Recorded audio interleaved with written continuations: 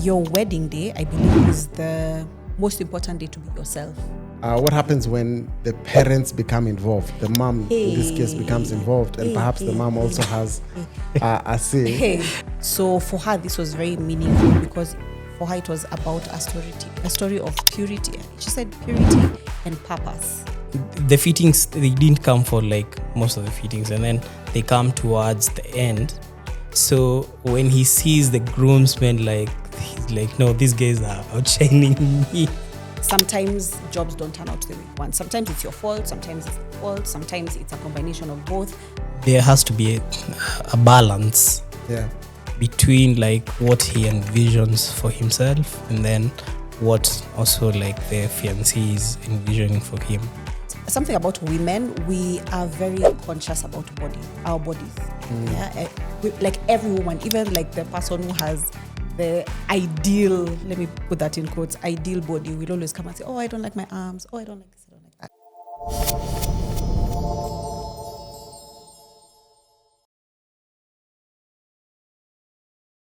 From Niyara Weddings and Tedmade Studios, welcome to Weddings Bila Filter, the wedding conversations we are never allowed to have.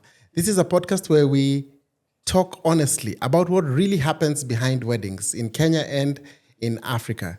The fun, the beauty, the good vibes, all that good stuff. But we also talk about the awkward moments and the challenges, the stuff that would probably not want to talk about, or at least not in public. But here we are having that conversation in public. So if this is your kind of conversation, consider subscribing. My name is Kimari Maina. I am an event host and master of ceremonies for weddings and events here in Kenya. And today I am excited to be having a conversation with experts in the fashion space, and they lend a hand in the wedding space, in the wedding industry. On my far right, we have Edwin Njoroge from Stephensons. They make men look good. And then right here next to me is Ogake Mosomi from Ogake Bridal. Sorry. And I know she probably wouldn't like this, but right here next to me is Dr. Ogake. You had to. I had to. It's Dr. Ogake Mosomi, and it's not a medical doctor, but she's actually studied fashion to a PhD level, and then she just lends her expertise to brides. Anakuja level yetu. I'm from Ogake Bridal. Thank you so very much, guys. Thanks for coming to this podcast. So we always start this podcast by asking a question. And want to take it a little bit back. You've been in this industry for 6 years. You've been here for 15 years. I don't know if you remember your very first wedding, and I'll start with you, Edwin. I don't know whether you remember your very first groom, and the work you did for him. I don't know whether it was for him alone or perhaps it was for his bridal party as well. Maybe even the father. If you look back, are there things that you look back with pride and you go like, I did a good job, hapo niliweza? Or are there things you go back and go, I have come from far? Edwin? Well, I think it's a mixture of both, looking back, because I think it's a learning process. So looking back, I can say, yes, we did a good job. I remember it was a long time ago, but we did a good job. Yeah. Yes. Was there anything that you would go back and tell Edwin, enye hapa badilisha kidogo, the approach could be done better? Well, I think that time we didn't have so much knowledge on maybe the knowledge that we have today. Yeah. So maybe, I would actually maybe tell that Edwin, like, this is how you do, this is how you approach the customer, this is what you try and understand their needs, and this is the advice that you give them. Okay. Yeah. And how about you, Ogake? I don't know if you recall your very, very first bride. I do, and she's still my friend. Oh, wow. So my first bride, that was 2012. We'd already been in business for a while. So I teach at Nairobi University. Okay. And I also joined Nairobi University in 2011. So around the same time I started my business, I also joined the university. Yeah. So there's a lady I worked with who is now my boss, by the way, the chair of our department. Her name is Betty, Dr. Betty Mwiti. And she knew I was a fashion designer and they were getting married. And she's like, are you going to make my wedding dress? And I was like, challenge accepted. Yeah. So we walked to Uhuru Market to buy fabric. Tukaenda huko ndani, tukatafuta, her dress was white, yellow, and black. She loves yellow. Yellow is her favorite color. A So it had wedding like gown. yes. So a white wedding gown. It's with allowed. like- It's allowed for you to have different you do colors. It's your wedding. It's your wedding. There are You no do rules. what you Okay, want. You sorry. do what you want. Yeah. So it had like a yellow bolero kind of thing, and like a black trim. And she trusted me 100%, which I felt was absolutely crazy. But who am I to say no to work? Yeah.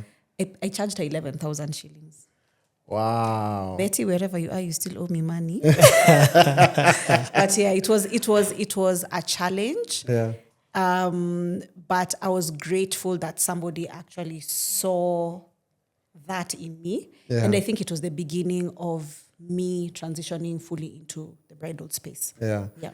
And is there something that perhaps in that wedding or in that starting season where you look back and you go like, hey, this was a huge learning curve or this was a huge learning point for me? Things that you don't do anymore. I wouldn't say don't do anymore, but I try something that I take very seriously, and it's actually one of the things that I teach other designers and other people in business is about costing, charging the right amount of money for the work that you're doing. So I feel like that's something that's really underrated. It's like we're apologetic about the work that we do, and then also the environment that we're in. We always need to feel like. Actually, there's something George Gashara talked about recently. I don't know if you know him. But he was talking about, it was something to the effect that at the end of the day, remember that this is a business you're running. You're also supposed to be making money out of it. So you can't be charging the cost of production and that's it. How does your business grow? So, yeah, so it's in the beginning, I think it was more about getting work, those things for exposure that we're lied to about as designers. So I did a lot of things where I didn't get my worth as a designer. Yeah. So you push yourself and you do your best. Yes, it has its advantages because then people get to know your work, but it burns you out to an extent. So I would say, yeah, that's one of the things that I have tried to get better at with time. Yeah. Let me digress a little bit and I'll start with you, Ogake. There are brides who you actually end up becoming friends with. Yes. And then I am sure there are instances where it didn't go well or there seemed not to be a good understanding with the bride you are handling. I don't know whether you've ever been in a situation like that before where hamkuelewana with the person that you are dressing up. How did you, if you could recall your most extreme situation and how you navigated that to the point where she was walking down the aisle? So the reality is that does happen in business. Unfortunately, despite your best efforts, things can go wrong and sometimes jobs don't turn out the way you want. Sometimes it's your fault, sometimes it's their fault, sometimes it's a combination of both, lack of the right communication. So something that we try to do is really try to document, step by step, document every part of the journey. So we've agreed that this is what we're working on. So I've written my detailed notes. I have my detailed notes. I do a sketch for you, send that to you for approval. Make sure that you're happy with what we're doing. You approve the fabrics. We get started on production. In one particular case, we had a bride. I remember she was pregnant. And we picked out the fabrics. We even, like the fabric she initially chose, didn't work out the way we expected. So we scrapped that dress at our cost. We told her this is not going to work. Let's start over.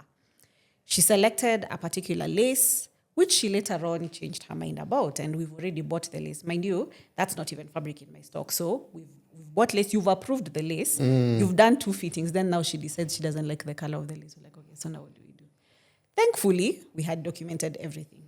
Yeah, so all our conversations were in writing, and we just kept referring back, like this is what we agreed, and this is exactly what we've done. We've done fittings in the past. What has changed now? So at some point, it really got bad. Yeah, it really got bad because she finally did not even wear the dress. Oh no, she didn't wear the dress. Went and bought another dress and wanted her money back. Like how? Wow. Yeah. So we have a contract. And our contract says, and actually this is something that we've kept doing. So with each, with passing time, you realize the places where there are loopholes within your business. So every time you do your contract, you keep adding to it, so that you make sure you protect yourself, but of course you also protect your client. So we just went back to the contract. We were like, imagine you can't sue us. Us guys followed, we followed the procedure that we laid out. You approved at every step of the way. At this point, we cannot give you a discount. She really tried to threaten us, but contract got airtight. Yeah. And that's actually a very good lesson for even the bride, even the groom, that a contract is there to protect you just as much as it is there to also protect the vendor. And documenting everything also protects both sides because, unfortunately, it's the fashion industry has a really unfortunate reputation. Maybe not at your maybe not at your caliber, but mafundi. So imagine if you are documenting every decision you're making together with your fundi to make sure that they're also following due process. So maybe that also works well for the couple. How about you? Is there a groom that you wish you knew the eventual turnout so that you could change how you started having conversations with him? Yeah, I remember, I think when we were starting, maybe like somewhere just when we were beginning, there's a groom who came with his groomsmen, and we designed the outfits, they chose the fabrics, and we started working on the outfits. And then the fittings, they didn't come for like most of the fittings, and then they come towards the end. So when he sees the groomsmen, like, he's like, no, these guys are outshining me. Oh, wow. Yeah, they're like, no, these guys are outshining me. But actually the opposite of what Ogake had. That time we were so new in business, we didn't know even like structures. Yeah. We just knew like you take an order and you do the work. So we had not even documented like everything. So he refused to take what he had ordered. So we had to redo the whole thing for him. And yeah, that's when now we learned the importance of documenting like the process from what the person chooses. And is that an actual thing? Is it really possible for the groomsmen to have a better outfit? They had a better outfit. Like the look was better than what he had. Oh, really? And we tried to advise. We were like, okay, this looks much better. And then he's like, no, I want this, and this is just what I want. Yeah. Okay, so he insisted on. He was insisting on a and particular then when he look. put it on. Because I think the fiancé was like, you're going to have this, and then we are trying to advise like, okay, this will look much better on you. Yeah. That's very interesting. Like, no, my fiancé said this, so this is what you're going with. You know, I'm on a mission to, and I know this is a very unpopular opinion. You know the way men are not supposed to see the bride's outfit until she walks down the aisle. Hata wanaume, by the way. They should not, the outfits should be seen on the day of. By then, my husband refused to show me his until. Oh, really? Actually, it has happened. We usually see the dynamics. Some are like, no, you're not going to see mine. But some are like, no, I want to see it. I want to approve. Have you had brides come to consult with you for what their men will wear? Many times. Oh, that is the usual. Yeah. And vice versa? No, we don't allow. Well, you don't allow? Literally, we're like, please sit outside. But why can't we'll call you when we're discussing money. But hizi vitu zingine. So much for gender balance.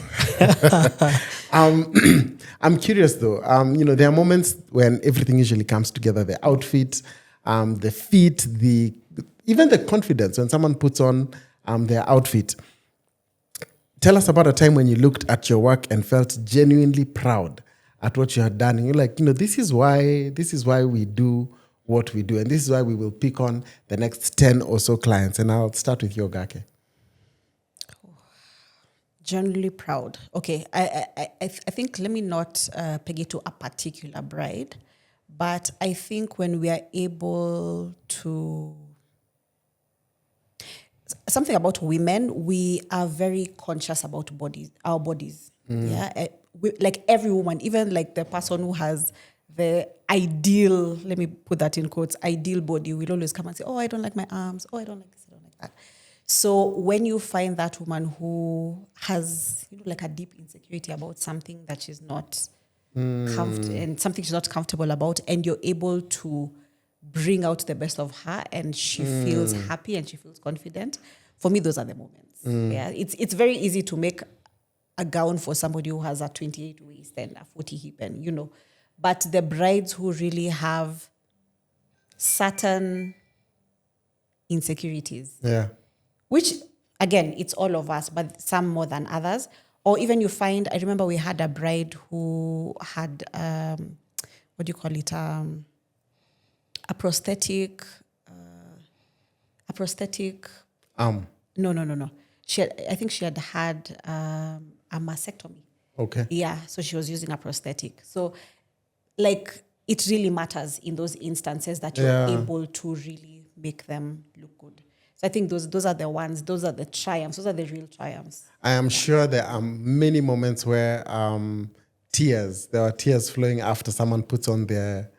Yeah, especially when people wear their veils and when the mother comes in the room, there's always tears. Oh, wow. Yeah. Yes. Those are the most beautiful moments. Again, not really pegged to a specific bride. Those ones are common, but I think just when you're able to capture the essence of the bride and bring out the best of her, and especially when the process has been a journey, people go through different journeys. There's always a lot of emotion around that. And we also get emotional. So everybody's there with tissue. Do men have tissue when they're putting on? No. So actually for us, through the research that we did, and when we were creating, like, for men, what we tried to understand is, like, we try and understand what the men, we ask them, like, a question like, that morning, like, how do you envision yourself? How do you want to be feeling that morning? So, like, to try and understand, like, what are they trying to look for? Yeah. Before even we start creating it. And then, so when they come for the last fitting, then we ask them, do you feel like what you told us you wanted to feel at the first? Yes. So, and has there been, the same question that I'd asked Ogake, the outfit or the groom that you felt, we've really delivered here? And what was that feeling like for you? So once, if they tell us, like, they have that feeling, so usually we feel like, we served the purpose that this garment was supposed to serve. So we know that weddings are not just about clothes, or at least we would like to believe that, of course, it's not, the wedding outfit is not just about the clothes. Sometimes, like you had said, they may carry meaning and expectations and emotions as you walk, and you will realize this as you're walking the journey with them. Have you ever worked with a bride, or, for in your case, a groom, who had a deep emotional connection to what they were wearing? I think most brides have a deep emotional connection. Most, let me say most. I'd say like 70%.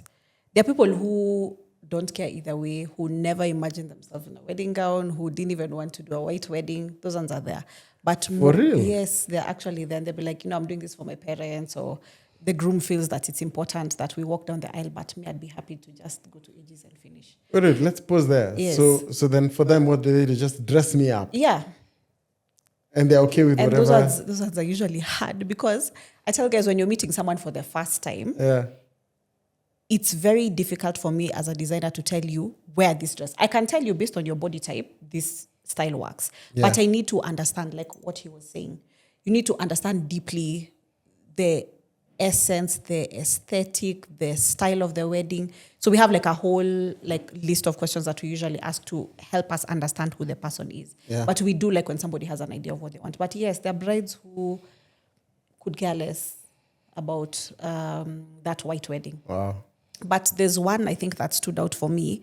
I'm sure she'll know I'm talking about her, but I won't. Of course, we'll try to not say her name or anything. So she wanted something that reflected her journey, She was getting married, I think, in her late 30s or early 40s. So for her, this was very meaningful because for her, it was about a story of purity. She said purity and purpose. Yeah. And then she also had a debilitating illness. So all those things combined were some of the reasons why she was getting married, when she was getting married, and who she was getting married to. So even the gown that we designed had to speak to all those different things. How do you make a gown say all of that? But somehow, like... I think I know who you're talking about. You do? Yes. Yeah. Yes. But that gown is still one of my favorites to date. And I think she was extremely happy. It brought out who she was as a person because she's a very bubbly, happy, bold personality. And I think her gown really brought that out. And I think those, for as a designer, those moments are really rewarding for us. Yeah. Because right now, like Pinterest and AI and social media is so rife that you find you're making a lot of the same kinds of styles. So when you find somebody who challenges you and they really make you think, it's exciting. And how about you, Edwin? I doubt there are situations where tears would be experienced in a men's studio, but have you ever experienced a situation where the man was absolutely overjoyed or happy with the outfit? Yeah. I have. There was this client, I think he's a German client. So we are able to capture, we co-created with him and he wanted us to capture even his family crest in the design of the suit. How is that possible? Yeah, like a lot of embroidery were involved. Embroidery work. Yeah, so he was so happy. Like he was extremely happy with that. Yeah. But most men are not that attached. Yeah. What would your advice be to a groom whose bride is attached to what they will wear? That's usually the case a lot of times. It's the bride who has a say in the outfit. It could be in the colors. It could be in the style, perhaps, African versus suit versus, the style. How would you advise the groom to approach that situation? Well, I think there has to be a balance between like what he envisions for himself and then what also like the fiancé is envisioning for him. So we tend to ask a question like, for you, what does it mean? Because there is also the expectation of, let's say, like the partner, the family and everyone, and maybe the planners, everybody has a certain expectation. But what about him as a man? What do you want to feel? What about you as a man? Because I think sometimes men we forget like men exist, and it's mostly like ladies who are in this. Men are props, Yeah. Actually, my co-founder, he's a photographer, my brother. Yeah. So we were discussing, and then he was telling me the same thing. Does he do weddings? Yeah, he does. Yeah, weddings. just look at that camera over there and give him a shout out. Shout out to Shot by Gib. I'm shot by Gib. Yeah, he's my bro. So so we were discussing with him, and then he was like, if even you look at the wedding pictures, most of the men are usually behind like the scenes everywhere. So he was like, yo, we have to make this thing different. So if you go even to our page, at times you will see our images, the gents come first. Yeah. Finally, the boy child is not forgotten. Yeah. I'll ask you the same question, Ogake. How do we balance the groom's desire? What if you actually have a groom who actually wants to participate in the conversation of how the bride will look? Because this is his wife. And I'll give an example. Maybe the groom wants modesty, but the bride wants a little bit of some vavavoom. Maybe the groom wants full cover. Actually, let me expand the question.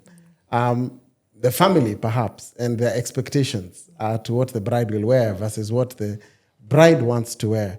I'm sure you've had a situation where maybe what the mother is pushing for or what the groom has desired is different from what the bride may want. How do you navigate? And then how would you advise a bride to navigate such a situation? Those are the things we discuss. So we usually consult with the bride. Yeah. So it's a co-created process. So we usually have, like, that consultation is like an hour and a half, almost 2 hours, where we're discussing all these things, all these different. Yes. A gown. Sometimes, wow. sometimes longer. Wow. But we usually try to keep it to around an hour and a half. And in that time, we'll talk about the expectations as well. So things like, is your family conservative? And some people will actually come and say, the groom wants me to wear a mermaid dress, but I want to wear this. Or the groom is very simple, but I am more of a maximalist. So we talk about those things. And I think with all the years of bridal designing that I've done, there are a few things that I've come to believe in. You know, you talk about the woman being the most, like, everybody focuses on the woman on that day. Do you realize that after that wedding process, the ratio, everything, yes, the woman is the center of attention. After that, women fade to the back. Yeah. You become a wife, you become a mother, you just disappear, literally. Yeah. Wow. So because of that, I've never seen it that way. I tell brides, please, this is your moment to shine. Yeah, so respectfully, while respecting, of course, the expectations, the limitations of your church, your family, your groom, don't hold back. If you can do an amazing dress, don't be shy. Don't be modest in the sense of kujinyima. Yeah, because trust me, after that, you fade. I'm speaking from personal experience as well. It's a reality. You realize, hey, by the way, that's the only time you're in the spotlight. After that, you fade. Wow, I've never seen it that way. Yeah. So I really advise brides, please, like, this is your moment. Enjoy. Just do the most for yourself in that season. All right, so you've talked about the consulting. Now, what happens when the parents become involved? The mom, in this case, becomes involved, and perhaps the mom also has a say. Hey, we had a bride. I felt so bad for her. And I think women can also be very catty. I'm a woman, and I know we can be, sometimes we are mean to each other. Yeah. So we had a bride who had a very unique dress. It wasn't busy, but it had very unique details. I don't want to describe it because I know we will know. Yes. Her dress was very unique, and it didn't have the mochaino and, you know. Well, that sounds like a simple dress. It wasn't simple. It had processes, just not the standard processes, because she was more of a creative. So we did interesting things on the dress, which were not the regular mochainos and lace and things. And we, normally a bride will do like 3 or 4 fittings, sometimes even an extra one. So when she came for her last fitting, she came with her mom. Do you know her mom rubbished her dress? What? Rubbished her dress. Why is it not white? Why does it not ball gown? Why does it not have sparkles and things? She talked badly. Whether the bride told her to leave. Oh. Yeah. Wow. Imagine. Okay. Imagine. A couple of weeks to my wedding, you're telling me, no, I thought After that was we really, walked that journey. was really. So then really what nasty. should brides do when they know that their parents may have a say, may want to have a say in what they wear? I don't know. Sometimes maybe there's some give and take. Is there a way you can incorporate something that means something to them? Yeah. So, like, for example, people these days don't want to cover their faces so much. Is that a big deal to you? Choose your struggle. That's another thing with style braids. Choose your struggle. Like, there are things which are really, really, really important to you. Choose those ones, put them aside. But there are some which are not a big deal. You don't have to have control and oversight and be the decision maker in everything. So zile zingine which don't matter so much, let them have input. Yeah. That's very interesting how we usually advise couples. What are your top 3 deal breakers? Yeah. For the wedding, Yeah. choose these 3. Yeah. Now, in this case, it's actually even very specific to what you will wear. All right, so before we move to the to planning questions that we've actually been asked regarding fashion, in the wedding space. We have this segment we call the Cringe is the Beautiful, where we share either really beautiful moments that are for tears, happy tears, or we share cringe moments that show the real and messy side of stories. And I'll begin with you, Edwin. This is a groom that I actually know, partied really, really hard, and in the dance, nini katika proper, like it's not those ones for you just put your legs together and you continue walking. Yeah. This one needed repairs or a change. I don't know whether you've ever experienced something similar to with any of the people who you've consulted with, and if you haven't, then what would you advise in such a situation? Well, I haven't experienced that. I think that's why it's very, very critical for even men.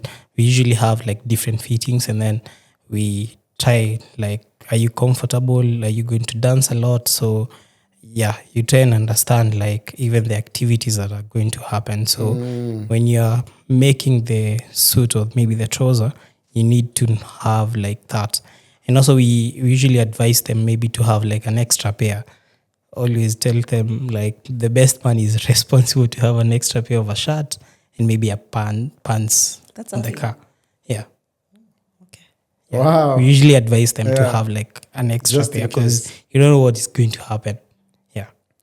That's very interesting. Have you ever had a situation where it was wardrobe malfunction, and this could have been in the middle of the wedding or in the very beginning of the wedding, and how did you manage?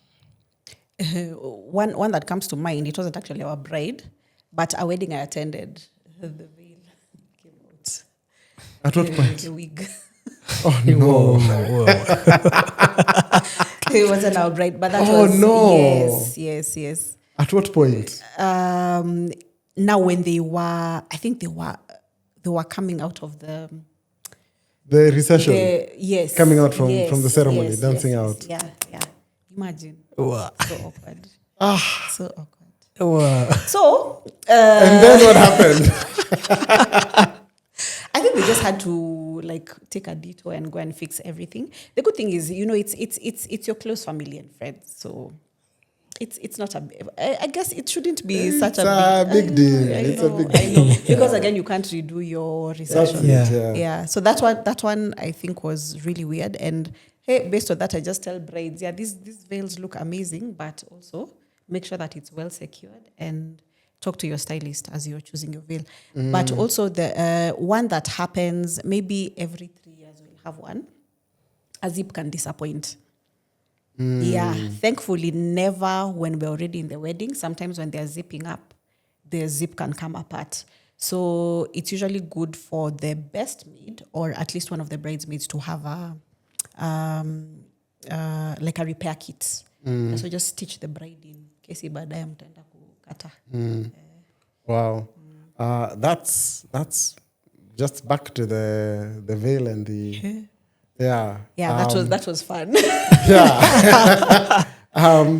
Please, let's talk to our hairstylist to make sure that as we are pinning the veil, that the outfit, the hair outfit, is properly secure. I know we've talked about it, but I have to go back there, Ogake. Color in a white gown. That's not our culture. And I'm confidently saying this because it really isn't. What is an our African culture? Yeah, there's a big debate here. I know even the white gown is not really our culture. Exactly. Yes, but that's actually why I'm bringing it up, because how do we talk to us with regards to that bride who is struggling incorporating color? They really want to incorporate color. I know you've done a wedding where we've had a pink gown. We've done pink. I told you about the one that had yellow. Yeah. We've done black. We've done Black. Mine was blue. So Yours had a touch of blue. Yeah, it was actually all blue, like a very light blue. From afar, you wouldn't tell it's blue, but when you come close, on the photos realize, you can see it's blue. So help us bridge that gap. I'd say it's your wedding day, I believe, is the most important day to be yourself. So if he agrees, right? Yeah. That's the day to be yourself. That's not the day for experiments. So if you're an out there bride and you love your colors, please, by all means, go for it. But don't do it because it's fashionable. Yeah. Because now everyone is wearing nude gowns, because nude gowns are really big right now. Or there was a time when blush was a thing. What are nude gowns? Nude, you know those ones I'm which asking for the look- sake of the groom who... The ones that look see-through. See-through. Oh, They're they not look- exactly see-through, but they look Oh, see-through. right. Okay. Yeah, those ones have like brown inside. Okay. Or like, you know. Yeah. So if you're not daring like in your everyday style, please don't do those things because you'll be disappointed with the photos. But if that's your personality, that's the day to be the best version of yourself. That's the day to be the most amplified version of yourself. Yeah. Yeah. Okay. And for you, again... And also, sorry, yes. I strongly believe that as Africans, those white dresses are not in our culture anyway. So nobody should, okay, it might mean a lot to your parents, and I guess it's for you to decide whether that's something you want to take. Yeah. But from like our culture, like white dresses were never there. If you even read about the history of those white dresses and why people wore white dresses, it's immaterial. It's nothing to do with purity. So wear what makes you happy. You know, it's another controversial discussion. Yeah. Because sisi tumelelewa kujua you wear pure white because... Hiyo ni ukoloni. Ukoloni. Okay. Yeah. So regarding pure white, again, it's possibly taboo for a man to wear pure white because guys usually, possibly, I'm speaking on behalf of some. Oh. There are people who, who may not be, some people may say liberated enough to have such a conversation. But yeah, there are men who go like, no, I can't wear pure white because what am I doing? Competing with the bride. And in this case, perhaps the bride wants to add a touch of color. What's your take on that? Well, I think for men, most men are really, like the biggest percentage of men, they are really conservative. So they don't want like shouting colors. Yeah, they just, I want something subtle. Yes. So, There's never been a case that you know of where a man wants to, I know one.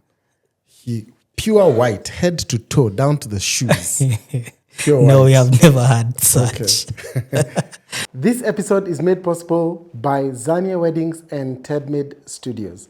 Zania Weddings is an online wedding planning and coordination platform designed to help couples here in Kenya to plan their weddings. From budget trackers to vendor management to wedding planning checklists, Zania Weddings offers this and much more. So if you're planning a wedding and wondering where to start, visit zaniaweddings.com. That is zaniaweddings.com. Tedmade Studios is a passionate team of storytellers, creatives, and strategists producing high visual quality content.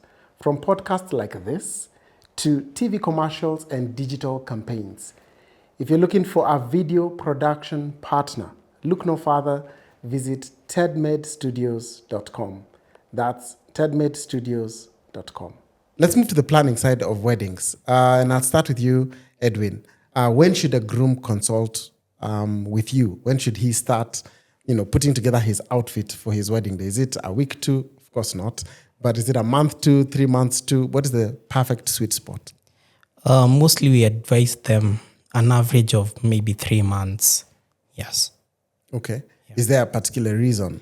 Yeah, because we can get to understand like the vision, even in case there are changes, you can have them, and then he can also have like enough time to put together his team. Okay. Yeah. And so at what point should the groomsmen be brought on board to have that conversation as well? I think within the 3 months, the first month. Okay. Yeah. How about you? At what point should the bride start consulting, have that 3-hour conversation, the initial? So we advise not more than 6 months, so 3 to 6 months for us as well. For women, it's more specific because if you get pregnant, it changes everything. So, oh my gosh, that's a reality. Yeah, that's a thing. That's a thing. But you see, if you plan within 6 months, even if you get pregnant, your body will most likely your body won't have changed so much. You might still be able to keep the same style or just alter it kidogo. Yeah. Then for us, a lot of the materials we use are also imported. So sometimes we have to order in specific fabrics or accessories for a bride. So we need that 3 to 6 months to be able to do our sourcing. Some people have very specific needs. Like we recently had a bride whose fabric traveled 5 countries before it got here. So we looked for something from our regular suppliers we couldn't find. So we have a friend from uni in Belgium who had done handmade lace. So I contacted her and she found a shop in Belgium. The fabric went from Belgium to France, where I think her mom lives, France to Nairobi. It was a whole thing. Wow. Yeah, so you need to allow for things like that. Then also we have a lot of detailing. So people who want like beaded dresses, heavily beaded dresses, or embroidery, or lots of handwork, that needs time. In terms of when you should involve your bridesmaids, it's I know we want to involve our friends in our process, but that first appointment, it's a really good idea to come by yourself. If you must come with one other person, but still come by yourself, because then you can speak your mind, talk without outside without influence. voices. Because sometimes people come and they say, but I don't think that style works for you. And sometimes we are projecting what we like. So that first appointment, it's better to come on your own. Then later on, involve them when you're choosing like the small details, but you've already discussed exactly what it is you want. Okay. Yeah. Last question in the planning side. Bespoke versus ready-made. And maybe you could also explain, and I'll start with your Ogake. What is bespoke? What is ready-made? Bespoke means made to measure, basically. So you choose all the details, you choose the fabrics, you go through a series of fittings until the final dress is complete. But for ready-made, you walk into a shop, they have 100 gowns, you try on the gowns, you find the one that works for you, and you pick it up and go. You might need some adjustments, but pretty much the dress is already made. I wouldn't say bespoke or ready-made. Of course, I'm trying to tell myself, so yes, bespoke. But the reality is there are some people who get really stressed out by that bespoke process. Because if I come for a fitting, like kwanza, our first fitting can be very scary. It's a dummy. Yeah, it's a toile. So it's basic material. You can't see the lace, you can't see the madoidos. So for some people, it's very, very stressful. So it might be easier to just walk into a shop, find something you like, pick and go. So I think it really depends on your personality. That's the case for trust the process. Yes, and not everybody is able to do that. So people who work I found that guys who work in like engineers, architects, guys who are sort of in those jobs where they work with process or they work with their hands, they understand process and they're able to do that. But some people cannot see, they're like, where is this going? And it can be very stressful. So just pick what works for you. Okay. Yeah. How about for grooms? Yeah, bespoke versus ready-made. Yeah. I can also say the same, actually. It's about the process, and also at the end of the day, it's what somebody really wants. Some people are like, okay, just want to go just off the shelf. Yeah. Yeah. Of course, you offer, and maybe just as we come to a close, of course, you both offer bespoke. What is that unique thing that Stevenson's offers, which is a very interesting name. And perhaps you could tell us about that as well. And that Stevenson's offers and why then they should come to Stevenson's. Well, I usually say, why choose us? That's an interesting question. Well, we tend to like understanding the groom, what they like, what they envision, and for us, it's creating something that is tailored for this person. Yeah, to try and capture the vision that this person has for themselves. Yeah. Yeah. Yeah. And Ogake, for Ogake Bridal. I used to have this thing written somewhere, and I think it has evolved over time. But I think what we do, which I've found is not for everyone, is we are basically here to guide you through the process. We are here to consult and co-create with you. Okay. So we are never going to force you to do something that you're not comfortable with. that has its pros and cons. But at the end of the day, we can help you bring a vision, like an idea to life. Yeah. Bring different ideas and condense it into something that works. Yeah. And we'll always be honest with you, things which are not working, whether you take our advice or not. So it's for us, it's all about that co-creating, that consultation. I think that's what stands out. Fantastic. Yeah. As we bring the conversation to a close, I'd love to leave you with one final question, a parting shot, if you may. When people think about weddings, of course, they usually focus on the big visible things, the venue, the decor. I dare even say the outfit, what the bride will wear, the celebration. But for you who has worked with many couples, there are the things that, the small details that, in your opinion, or in my opinion, what do you feel is usually underrated at weddings? And I'll start with you, Edwin. What do you usually feel we tend to forget at weddings that's really important? Well, most of the time I tell the couples when they come in, I think it's to enjoy the process, because the wedding date is not actually the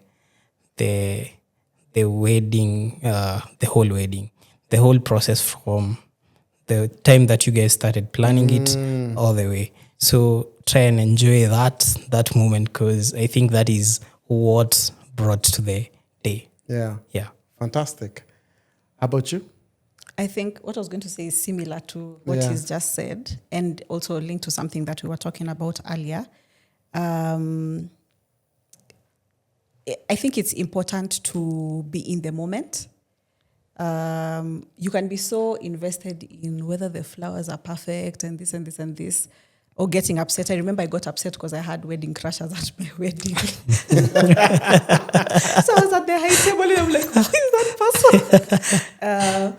But did you know every specific person who you our had wedding invited? was small, yes. Wow. So I saw someone and the way she was dressed, I was like, yeah. So I think it's important to be in the moment. Yeah. Those hours fly by. Your wedding, for example, starts at 10, ends at 5.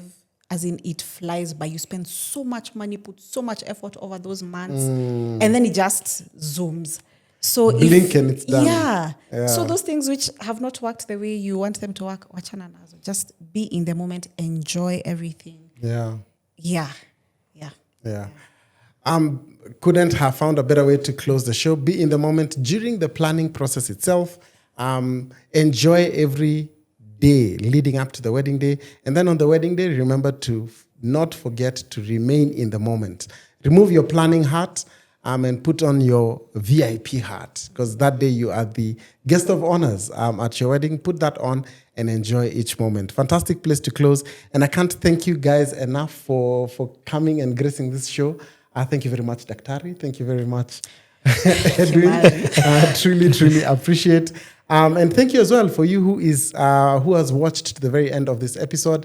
And by the way, if you have planned your wedding and you would like to have a seat here, we've had conversations with people from the vendors side, the vendors themselves, but we would also love to have you as a couple come and have a conversation with us so that we can hear these stories now from the couple side. So if that is you, feel free to reach out to us. Our contacts are right here below. And if you have enjoyed the content that we have been discussing so far, show us some love by liking this video. And if you'd like to be made aware of future episodes as we release them, please consider subscribing. Rather than that, thank you so very much for watching, and I will catch you in the next episode.